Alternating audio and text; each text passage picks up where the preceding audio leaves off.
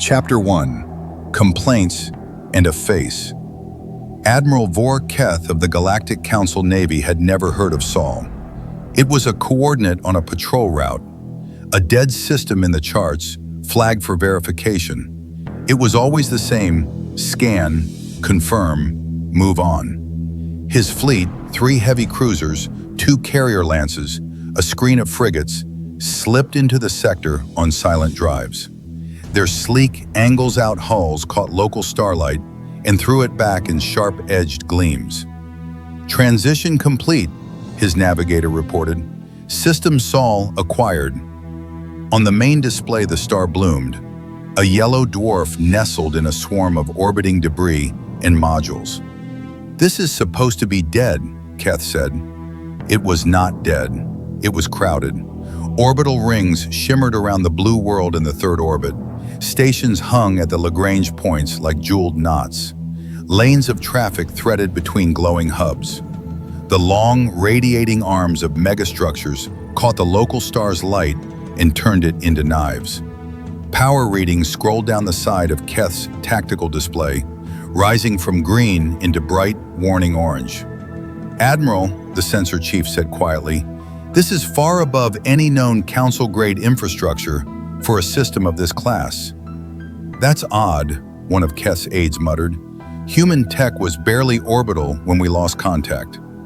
"Nevertheless," Keth said, "this is what's in front of us." He flicked a control on his chair. "Open wideband," he ordered, "to every artificial structure in system." A tone chimed through the bridge. The comms officer nodded. "This is Admiral Vor Keth of the Galactic Council Naval Authority," Keth said, projecting his voice. "To the inhabitants of this system, you are in violation of Council isolation protocols. This system has been flagged as quarantine for centuries. You will surrender control of your orbital platforms and submit to Council inspection and annexation. Failure to comply will result in enforcement actions. Acknowledge." They waited. The bridge of Keth's flagship was a clean, angular bowl of light and shadow, terraced with stations.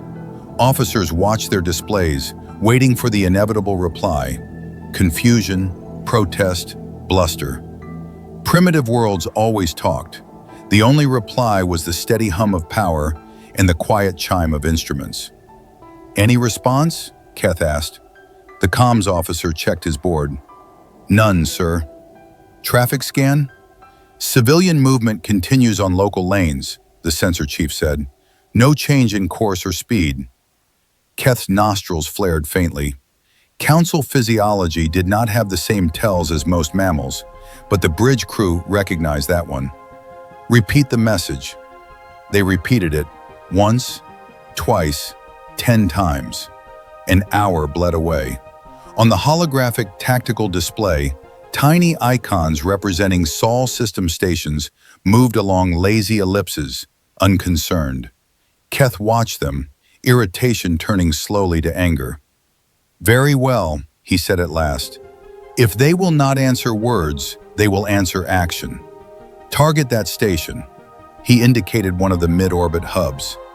"Low-yield demonstration," he added. "We are not here to destroy, only to remind." The gunnery officer nodded. "Target locked, firing pattern ready." "Fire!" On the outer hulls of the cruisers, ports irised open. Lances of contained energy arced toward the station, flaring in bright, silent violence. They struck the outer plating and spread across it in a wash of light, like water hitting oiled glass. Keth watched the impact. "Damage assessment?" The sensor chief frowned at his instruments. "Minimal, Admiral. Surface ablation only. No structural compromise." "Local reaction?" "None," the comms officer said. Keth's fingers drummed on the arm of his chair. "Again," he said, "increase yield by 5%. The next volley hit with more force, painting the station in a dazzling corona. On Keth's display, thermal readings rose. Structural stress indicators remained stubbornly green. And then another sound joined the quiet drone of the bridge. a soft, insistent chime from the comms officer's station. "Admiral," the officer said, blinking, we have an incoming message." "From the station?" "Yes, sir, it's administrative." "Put it through," Keth said. Text scrolled across a secondary screen. The comms officer read it aloud, confused. "Argus Station, Local Station Authority, Incident Report. External hull plating discolored in sectors D14 through D19. Tenants have filed visual obstruction complaints. Please cease unsanctioned energy discharge and provide a billing reference for repairs." Silence washed over the bridge. Someone coughed.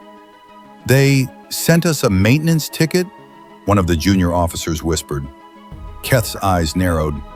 "Must be some automated defense protocol," he said. "Ignore it.